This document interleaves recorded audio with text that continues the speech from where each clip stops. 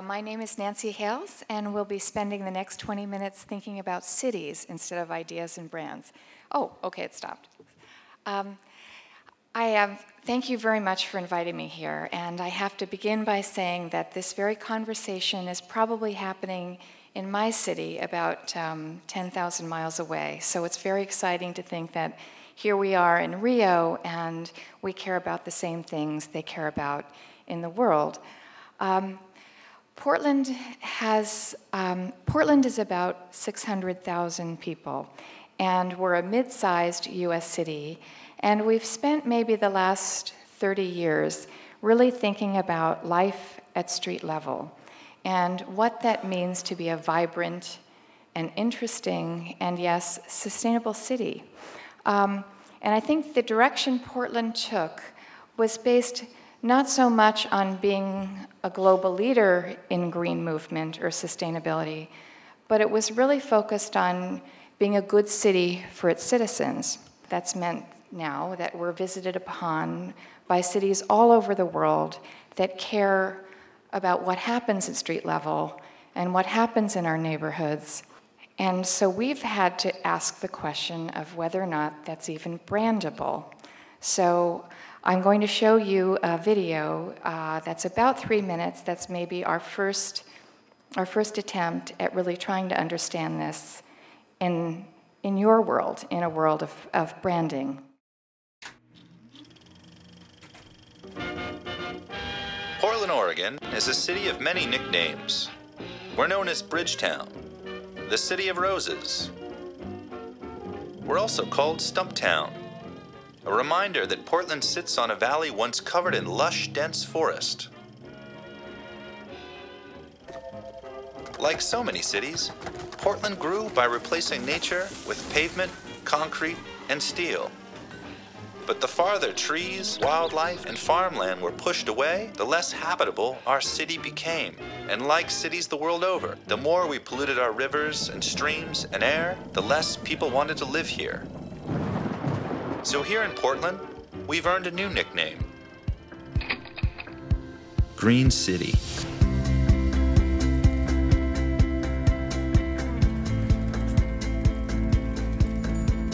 The idea is that we're bringing back all the things we spent so many years pushing away.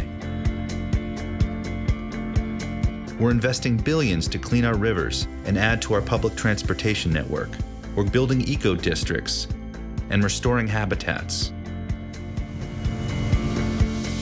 Because we believe if we can build cities that are vibrant and adaptable, then we can create places that use fewer resources, create less waste, and grow our industries. So how did we do it? Well, it was a community effort. Because you know who likes green cities? Us. People. Human beings. The natural resource that every city already has is all you need to turn the city green. People want to eat fresh, local foods and drink clean water. They want to hear birds sing in the morning and breathe fresh air. They want to walk amongst trees during the day and see stars at night.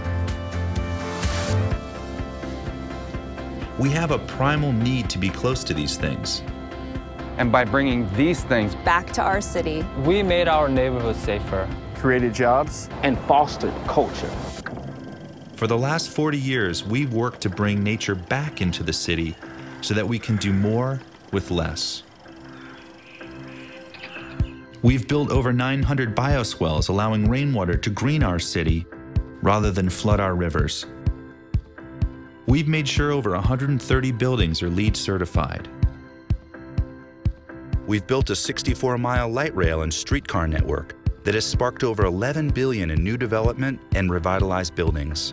We've created 324 miles of bikeways and created a cycling culture that adds $90 million to the local economy each year. We've installed over 1 million square feet of solar panels. And we offer wind-powered energy to thousands of households and businesses. By 2025, a quarter of our power will come from renewable energy. This spirit of craft, innovation, and community has helped to lower carbon emissions by 22% per person since 1990. A race is on. We need to figure out how cities can allow people to live well without damaging our habitat. Many places are talking about this, but we're doing it. The people of Portland are changing their city, experimenting, learning, discovering what works to create a high-growth, low-carbon city. And we'd love to work with your city and share what we've learned.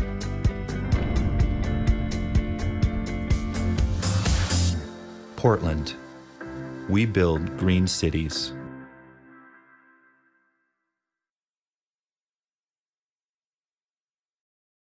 So what does that mean? And I'm a faculty at Portland State University, and my work at the university is really helping visiting inbound delegations understand those pieces that Portland is experimenting with right now so they can bring those ideas back to their own city. My program is called First Stop Portland, and I'll spend the next maybe 5 minutes sharing with you what that looks like on the ground. So what is First Stop Portland? Well, we're a program that designs custom study tours for inbound delegations that asks up front what those unique questions are that those cities want to answer in their visit to Portland. And we focus our programming specifically on what we have to share that would be relevant in their home cities. The second piece of our program, and perhaps one of the more important parts of our program, is we really help the inbound delegation meet specifically those folks who are colleagues in our city. So the conversation really can be a two-way exchange. And in this, we actually get to share their experiences in our own city. And actually, this is a delegation from Perth, Australia. And they're working with some of our farmers in our urban growth boundary, really do more sustainable farming methods. And then the fourth, and perhaps the most important to me personally, because I'm a faculty, is it really helps our students, our master's students, and this is actually a PhD student, gain their voice in this conversation that I think will shape the globe. So why do people come to study Portland? We sort of scratch our heads about this sometimes. We think we have an outsized reputation in this. But our city is little, it's easy to get around, and again, we're experimenting with some new technology and some ideas. So some of the core reasons people come to study Portland is, in fact, it's a very green city. We've taken pride in reclaiming our waterfront and reclaiming our parks. We have about 7,000 acres now, even within our city, that's protected. More than half of that is actually natural area. It's not even really ballparks. And we really use nature, managing our stormwater and offering curb extensions that slow our traffic. And we use nature actually in transportation. We have bike trails that actually get our residents to work. In fact, I ride one every day. Our city is really compact and walkable and vibrant. Our city blocks are only 200 feet long, and that makes both more light on the city, and in Portland, Oregon, we care about that. But it also allows us to really think about life at street level. So what is it like to be a pedestrian in Portland, and what is it like to be someone that's trying to build a carnival or someone that's trying to really understand green spaces? And because of our planning, we really focus about the public domain, and we include streets and streetscapes in that thinking. The third, Portland is a very transit-friendly city, and the one statistic that I use in explaining this is that for an equivalent city our size in the US, we spend $1 billion less than they do in oil. Get that, we spend, or we save $1 billion more every year in money that doesn't go into maintaining automobiles, paying for gas, paying for insurance. And guess what? That money gets to be spent in our own local economy. Last, and I think perhaps maybe interesting for your cities, is Portland attracts what we call the creative class because it's an interesting an entrepreneurial city. Some people would call it innovative. And actually, these are all pictures of study tours, by the way, and we have several Brazilian delegations in this particular slide here to really study what makes a vibrant economy that really builds an indigenous business sector.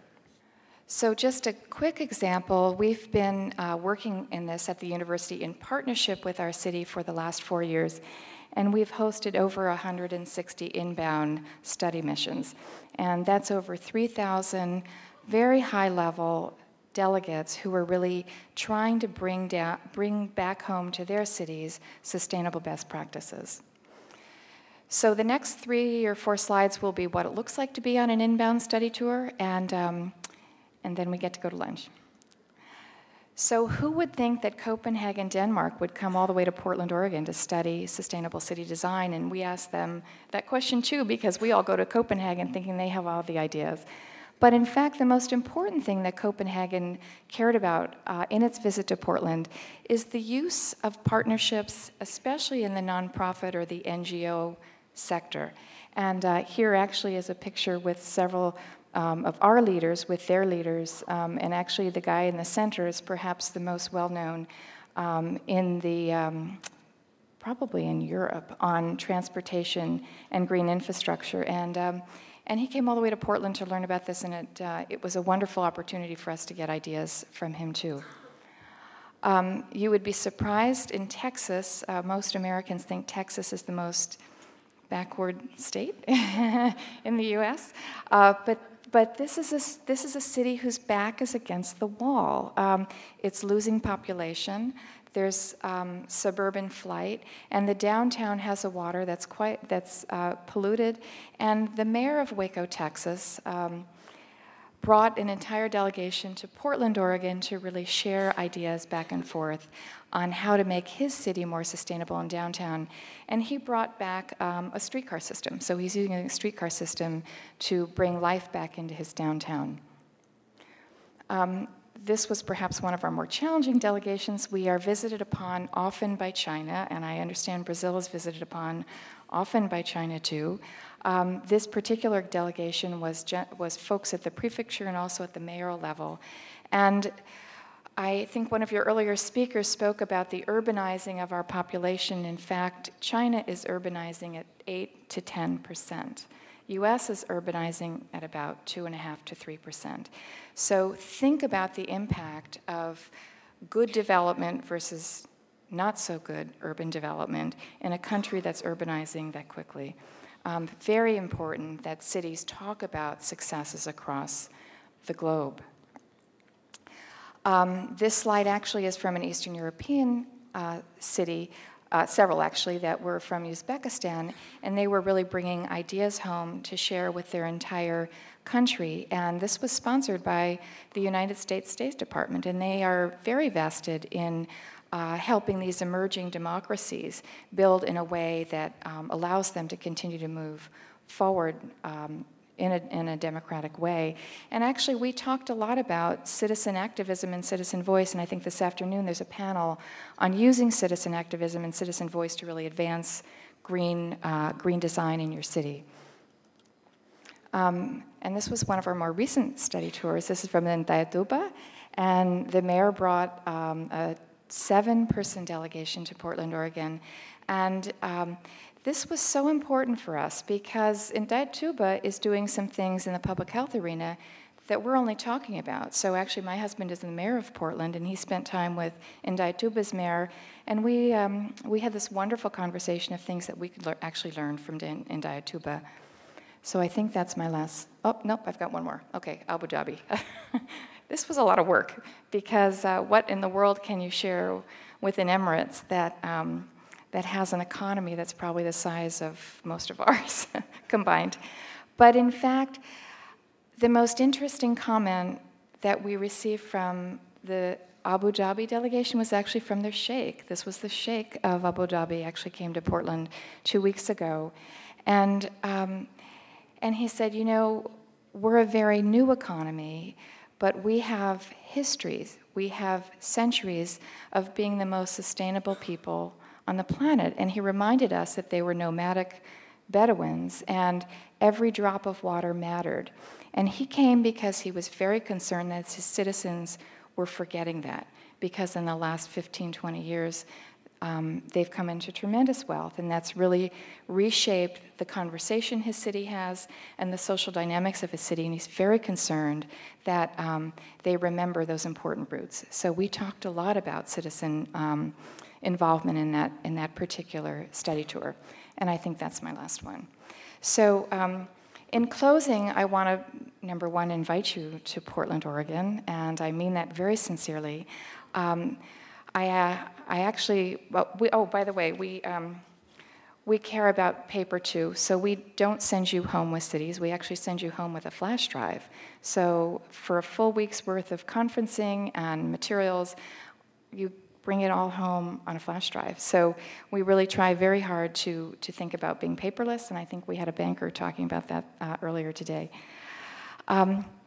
We're in a partnership with a consultancy in Sao Paulo, Sustainable Hub. And Sustainable Hub, actually Altair is here from Sustainable Hub, and happily is helping us really reach out to Brazilian cities that care about building more sustainably. And we are very, very happy to visit with you and would love to host you in the USA. So thank you, and enjoy lunch.